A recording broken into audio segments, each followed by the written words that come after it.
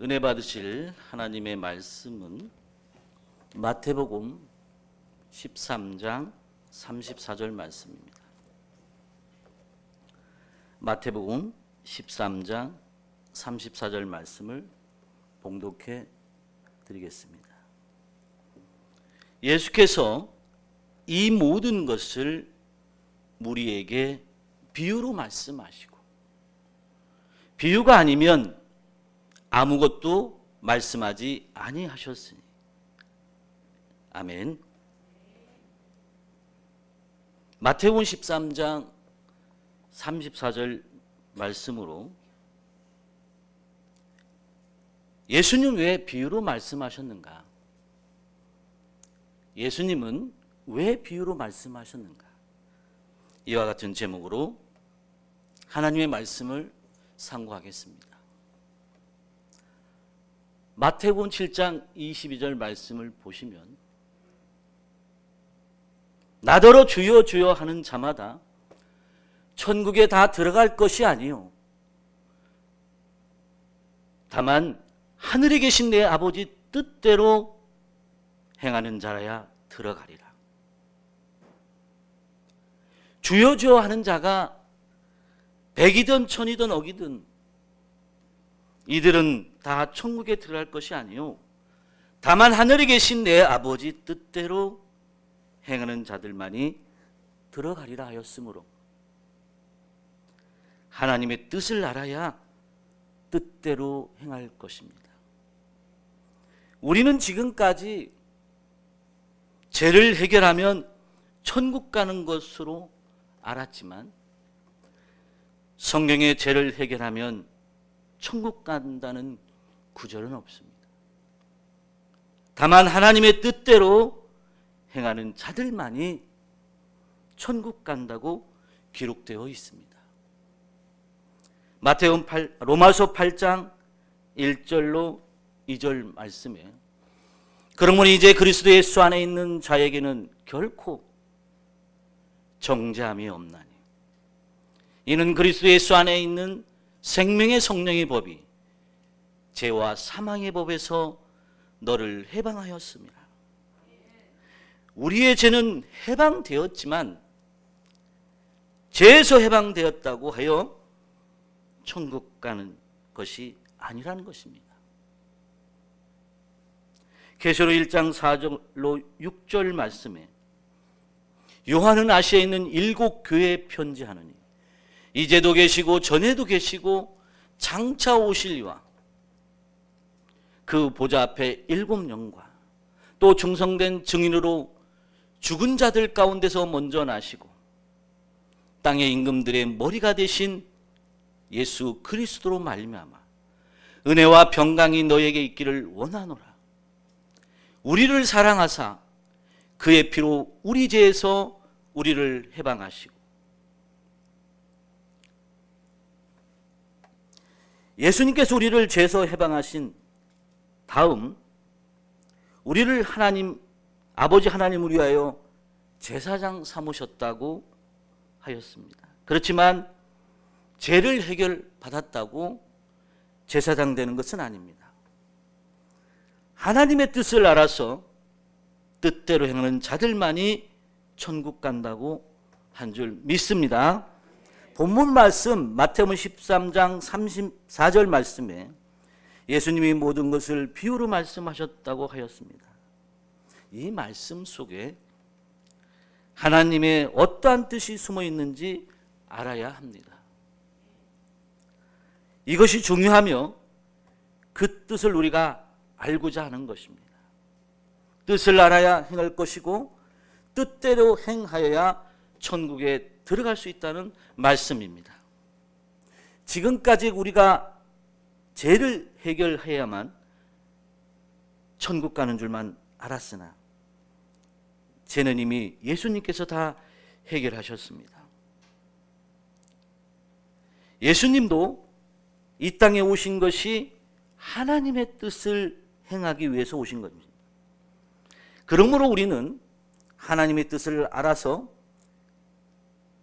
뜻대로 살고, 하나님 뜻대로 살면 우리가 천국을 유업으로 받을 수가 있습니다. 요한복음 4장 34절 말씀에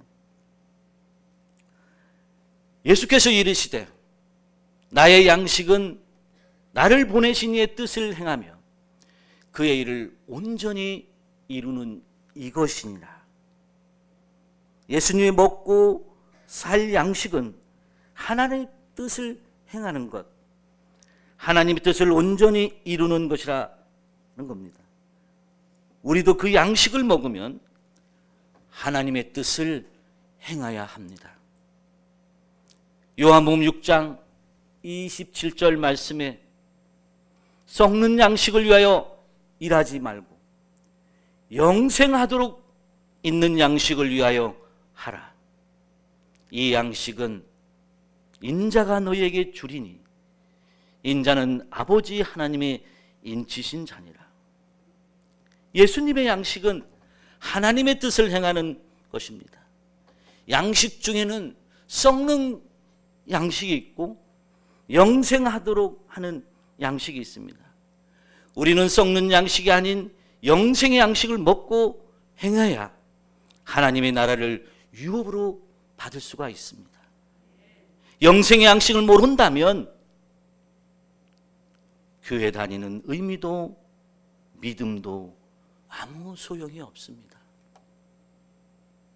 하나님의 뜻을 알고 영생의 양식을 먹어야 영생할 것 아닙니까? 이 양식은 인자 되신 예수님이 우리에게 주시는 것입니다. 왜 주실 수 있냐? 예수님은 하나님 앞에 인침을, 인정함을 받았기 때문에 영생의 양식을 줄 수 있는 것입니다. 종말에도 마찬가지입니다. 하나님으로부터 인침을 받은 영생의 양식을 가진 자가 되어야만이 영생의 길로 인도할 수 있습니다.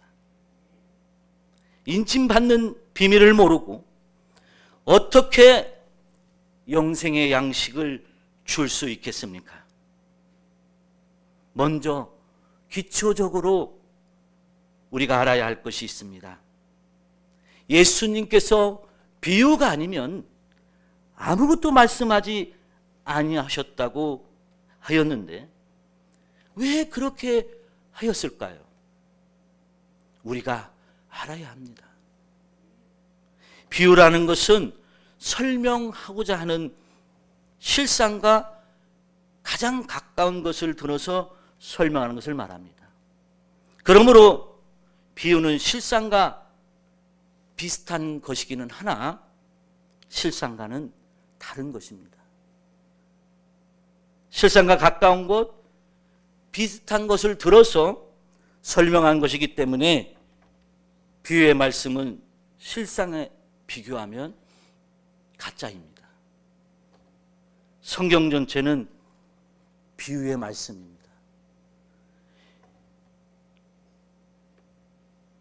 비유의 말씀은 가장 가까운 근사치를 말하는 것이기 때문에 근사함으로 알아서는 안 되고 실상의 말씀으로 알아야 합니다.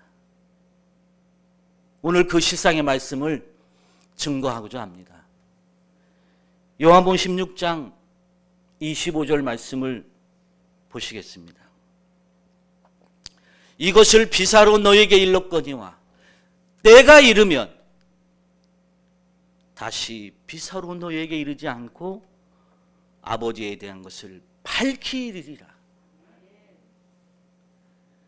비사 곧 비유의 말씀으로 알려주었으나 때가 이르면 아버지에 대한 것을 밝히 알려주신다는 것입니다. 이제 때가 이르러 왜 비유로 알려주셨는지가 성경으로 밝히 드러날 때 밝히 깨닫는 모든 성도님이 되시기를 간절히 원합니다. 마태복음 13장 37절로 38절 말씀에 대답하여 가라사대 좋은 씨를 뿌리는 이는 인자요 밭은 세상이요 좋은 씨는 천국의 아들들이요 가라지는 악한 자의 아들들이요. 예수님은 좋은 씨를 뿌렸습니다. 그 좋은 씨의 실상을 보니 천국의 아들들이라는 것입니다. 결국 좋은 씨를 뿌리신 것은 천국의 아들들을 추수하기 위하여 뿌리신 것입니다. 천국의 아들이 되는 씨를 뿌렸다면 아들들이 많이 달려서 할 것 아니겠습니까? 호박씨를 뿌렸다면 호박이 달려야 되는 것이고, 벽씨를 뿌렸다면 벽어야 달려야 하는 거 아닙니까? 천국의 아들들의 씨를 뿌렸다면 이 땅의 아들들이 많이 나와야 하는데 전부 종으로 나와 있습니다. 말씀의 종, 은사의 종, 다 종이라 합니다. 종은 하나님의 뿌린 씨가 아니며 하나님 앞에 옳게 쓰임을 받을 수가 없습니다. 종은 보아도 못 본 채, 들어도 못 들은 자는 것이 종의 입장입니다. 천국의 아들은 거짓말하거나 죄인이 돼서는 안 됩니다. 그래서 우리는 죄인과 상관이 없는 천국의 아들이 되는 말씀을 받아야 할 줄 믿습니다. 요한일서 3장 9절 말씀에 하나님께서 난 자마다 죄를 짓지 아니하나니 이는 하나님의 씨가 그의 속에 거함이요 저도 범죄치 못하는 것은 하나님께서로서 났음이라. 하나님께로 난 자마다 하나님의 아들이라 하였으며 좋은 씨를 천국의 아들이라고 하였습니다. 하나님의 씨가 그 속에 거함이라고 했습니다. 마가복음 4장 14절에 뿌리는 자는 말씀을 뿌리는 것이라고 했으므로 말씀이 그 속에 거함을 두고 말씀하신 것입니다. 하나님의 씨, 말씀이 들어가 있으니 하나님의 아들, 천국의 아들인 것입니다. 종은 하나님의 씨가 아닙니다. 씨가 다릅니다. 구약에도 아브라함의 몸에서 났다고 다 아브라함의 씨가 아니라 약속으로 난 자라야 아브라함의 씨가 씨라 하였습니다. 모든 성경은 약속 문서입니다. 근데 왜 비유로 말씀하셨는가요? 비유는 무엇인가는 감추기 위해서 비유로 말씀하신 것입니다. 마태복음 13장 10절로 11절 말씀. 제자들이 예수께 나와 가로되 어찌하여 저에게 비유로 말씀하시나이까? 대답하여 가라사대 천국의 비밀을 아는 것이 너희에게는 허락되었으나 저희에게는 아니 되었나니. 기록된 말씀에는 천국이 허락되지 아니한 자들에게 하나님께서 알아듣지 못하도록 비유로 말씀하신 것입니다. 천국이 허락되지 않는 자들에게 비유로 말씀하셨다는 것은 다시 말하면 허락된 자들에게는 실상으로 말씀한다는 뜻인 줄 믿습니다. 비유로 말했다는 것은 실상을 감추어 두었다는 것입니다. 감추어 있는 상태는 비유의 말씀이요, 드러내어진 것은 실상의 말씀입니다.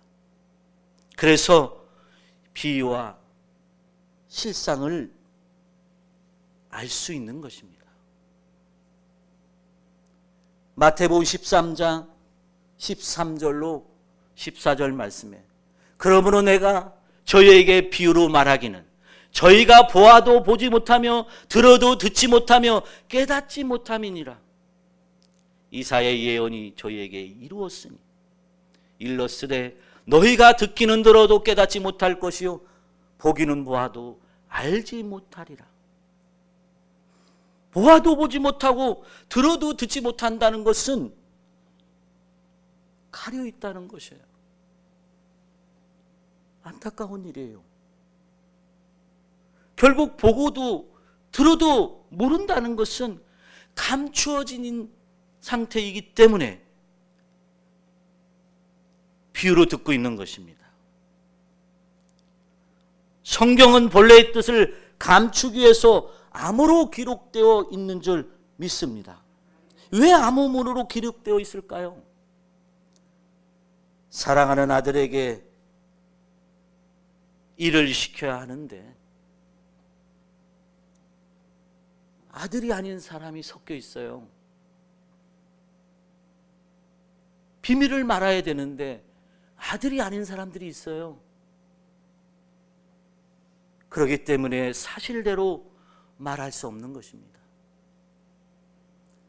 마귀들과 하나님의 아들들이 섞여 있어서 비유로 암호 같은 말로 전할 수밖에 없는 것입니다. 마가복음 4장 10절로 11절 말씀에 예수께서 홀로 계실 때에 하나님 함께한 사람들이 12제자로 더불어 그 비유를 묻자고 이르시되 하나님의 나라의 비밀을 너희에게는 주었으나 외인에게는 모든 것을 비유로 하나니. 하나님의 나라의 비밀을 제자들에게는 알려주었으나 외인에게는 모든 것을 비유로 하심은 외인들을 모르게 하려고 암호문으로 전했다는 것입니다. 성경이 비유로 암호문으로 기록되어 있다는 것은 참으로 엄청난 비밀입니다. 마가복음 4장 33절로 34절 말씀에 예수께서 이러한 많은 비유로 저희가 알아들을 수 있는 대로 말씀을 가르치시되 비유가 아니면 말씀하지 아니하시고 다만 혼자 계실 때에 그 제자들에게 모든 것을 해석하시더라. 제자들만 따로 불러 해석해 주신 것입니다. 섞여 있으니 말할 수 없으므로 제자들만 따로 불러 말씀하신 것입니다. 또한 더 큰 이유가 있습니다. 마태복음 13장 33절 말씀이요. 또 비유로 말씀하시되 천국은 마치 여자가 가루서 말 속에 갖다 넣어 전부 부풀게 한 누룩과 같으니라. 누룩은 밀가루에 들어가면 부풀게 만들어 빵이 되게 합니다. 성경에는 천국의 누룩이 있고 사단의 누룩이 있습니다. 천국의 누룩은 심령을 부풀게 하여 소망을 커지게 하지만 사단의 누룩은 거짓말이 부풀어 점점 커지는 것입니다. 마치 산골짜기에 옹달샘이 있는데 사슴이 그 물을 먹으면 살이 토실토실하게 찌고 뱀이 와서 그 물을 먹어도 살이 토실토실하게 찝니다. 사슴이 먹어야 하는데 뱀이 와서 먹는 것입니다. 사슴과 뱀이 같이 크는 것입니다. 성경에도 어떻게 기록이 되었냐면 마태복음 13장 24절 말씀에 예수께서 그들 앞에 또 비유를 베풀어 가라사대 천국은 좋은 씨를 제 밭에 뿌린 사람과 같으니 좋은 씨를 좋은 밭에 뿌렸습니다. 25절에 사람들이 잘 때 그 원수가 와서 곡식 가운데 가라지를 덧뿌리고 갔더니, 곡식 가운데 가라지를 덧뿌렸습니다.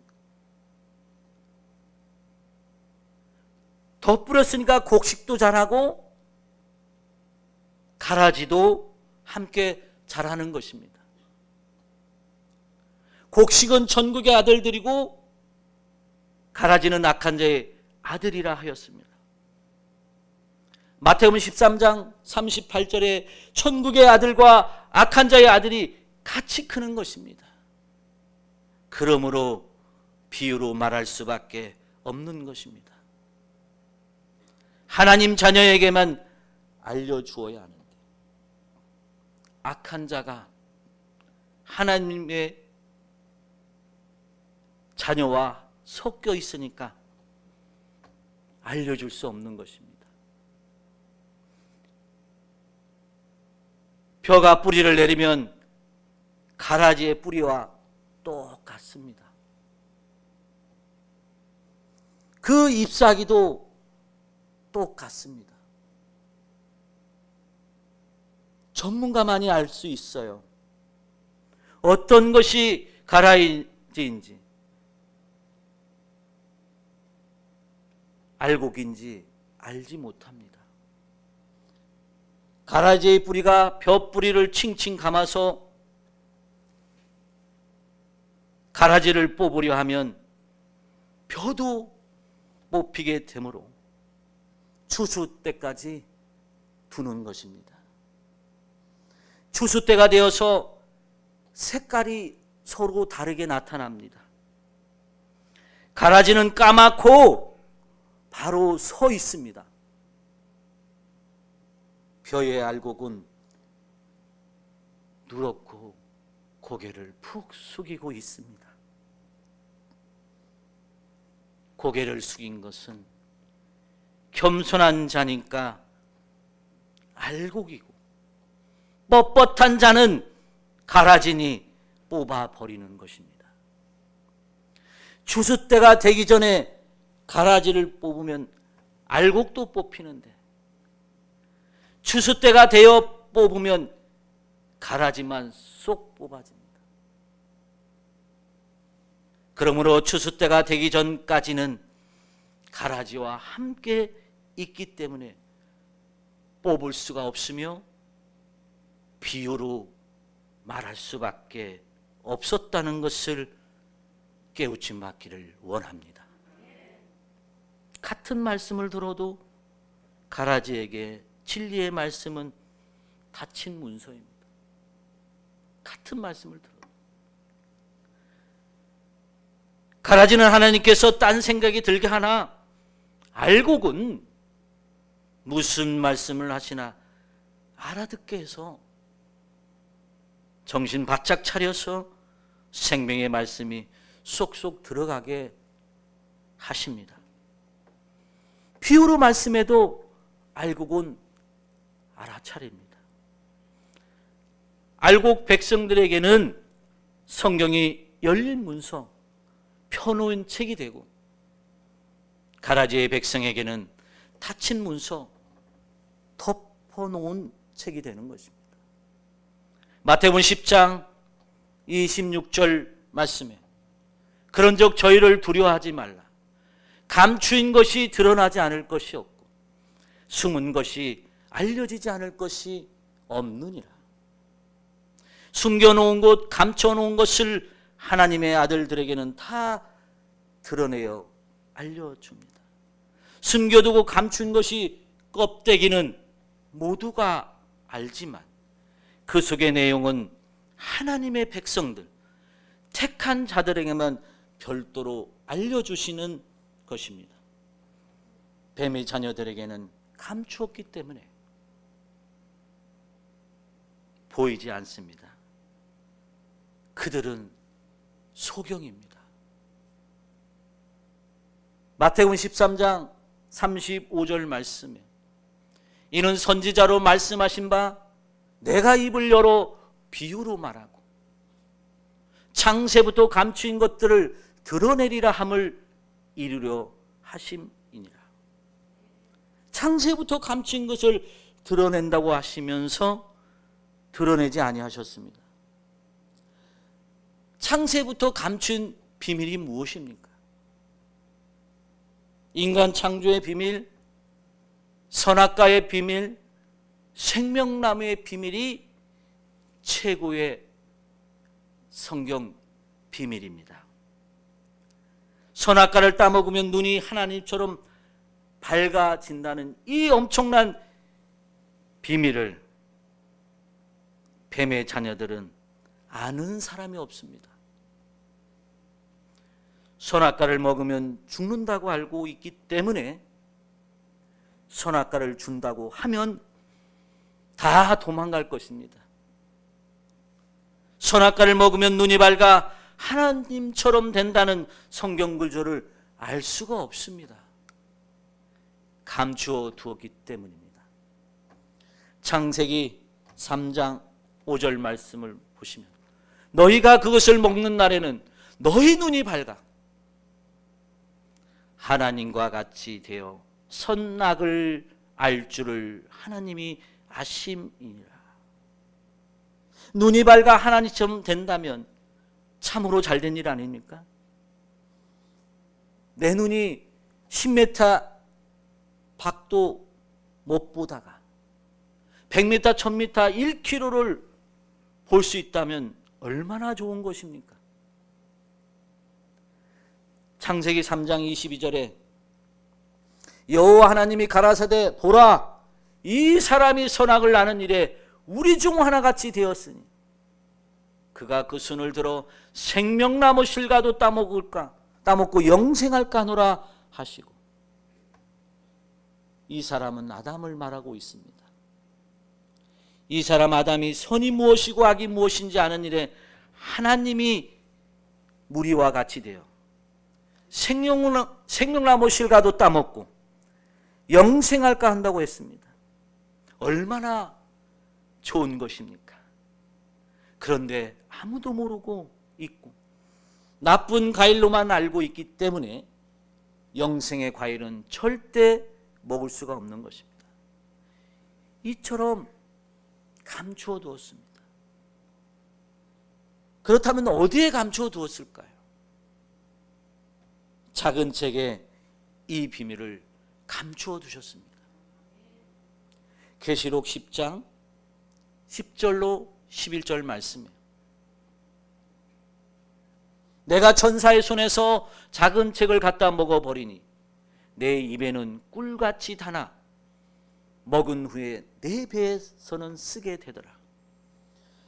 저가 내게 말하기를 내가 많은 백성과 나라와 방언과 임금에게 다시 예언하여야 하리라 하더라. 이 계시록에 예언되어 있는 것이지만 다시 예언되어야만 하나님의 뜻을 알 수 있도록 기록되어 있습니다. 다시 예언되어야 한다는 이 말씀은 감추어 두었다는 거예요. 예언된 것을 비유로 감추어 두었는데 이 작은 책이 다시 예언되니 천하 만민이 다 알게 된다는 것을 깨우침 받기를 원합니다. 이렇게 감추어 두기 위해서 하나님은 비유로 말씀하신 것입니다. 요한복음 8장 47절 말씀에 하나님께 속한 자는 하나님의 말씀을 듣나니 너희가 듣지 아니함은 하나님께 속하지 아니하였음이로다. 그러므로 이 중에 하나님께 속한 자가 있고 하나님께 속하지 않은 자가 있습니다. 하나님께 속하지 않는 자는 들어도 알지 못하고 성경을 읽어도 그 뜻을 알 수가 없습니다. 하늘에 속한 자는 하나님의 말씀을 듣는 영의 귀가 있는 줄 믿습니다. 성령의 귀가 있는 것입니다. 요한일서 4장 6절 말씀, 우리는 하나님께 속하였으니 하나님을 아는 자는 우리의 말을 듣고 하나님께 속하지 아니한 자는 우리의 말을 듣지 아니하나니 진리의 영과 미혹의 영을 이로써 아느니라.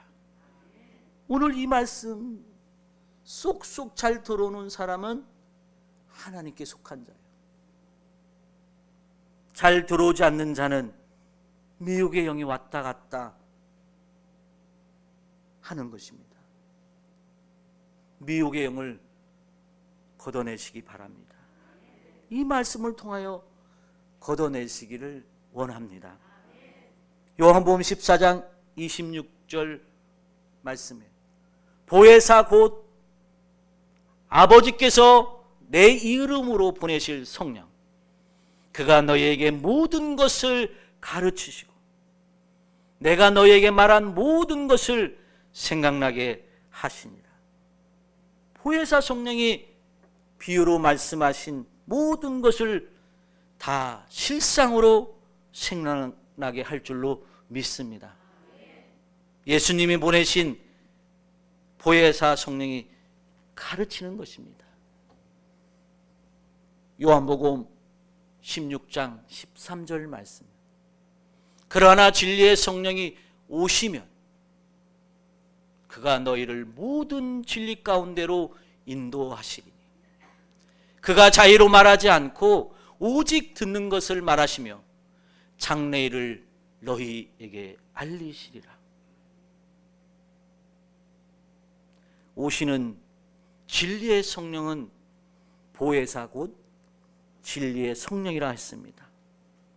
요한복음 15장 26절 말씀에도 내가 아버지께로서 너희에게 보낼 보혜사 곧 아버지께로서 나오시는 진리의 성령이 오실 때 그가 나를 증거하실 것이요. 성령 자체가 우리를 인도할 수는 없습니다. 우리는 성령의 소리를 들을 수 있는 신의 사람이 아니기 때문에 성령을 받은 사람이 가르치게 되는 것입니다. 성령은 한 사람만 받을 것이 아니라 전 세계 모든 사람이 다 받을 수가 있습니다. 진리의 성령은 장래 미래에 되어질 것을 알려주는데 비유의 말씀이 아닌 실상의 말씀을 통해서 알려줄 수 있습니다. 베드로후서 1장 19절 말씀에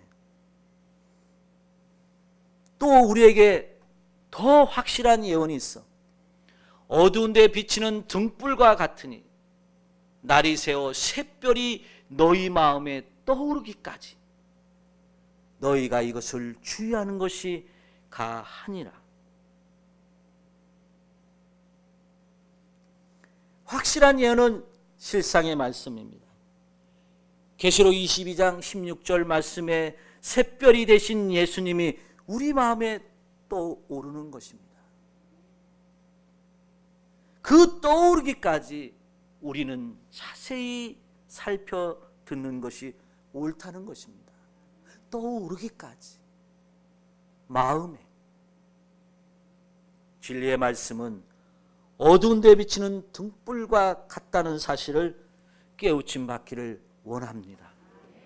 베드로후서 3장 16절에 또 그 모든 편지에도 이런 일에 관하여 말하였으되 그 중에 알기 어려운 것이 더러 있으니 무식한 자들과 굳세지 못한 자들이 다른 성경과 같이 그것도 억지로 풀다가 스스로 멸망에 이르느니라.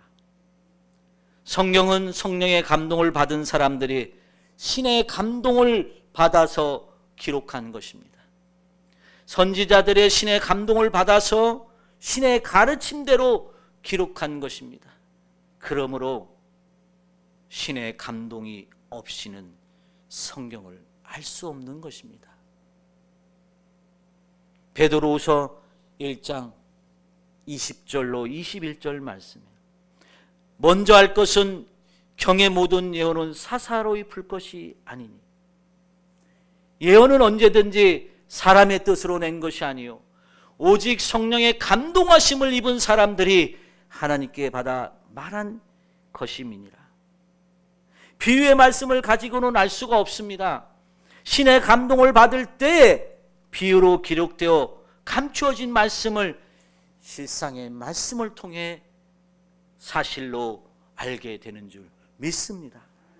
지금 이 세상도 악한 자들이 수가 더 많기 때문에 이 비밀을 감추기 위하여 하나님께서 비유로 말씀하셨으나 때가 되면 다시 비유로 말씀하지 아니하시고 아버지에 대한 것을 밝히 이루심으로 말미암아 우리가 알게 되는 줄로 믿습니다.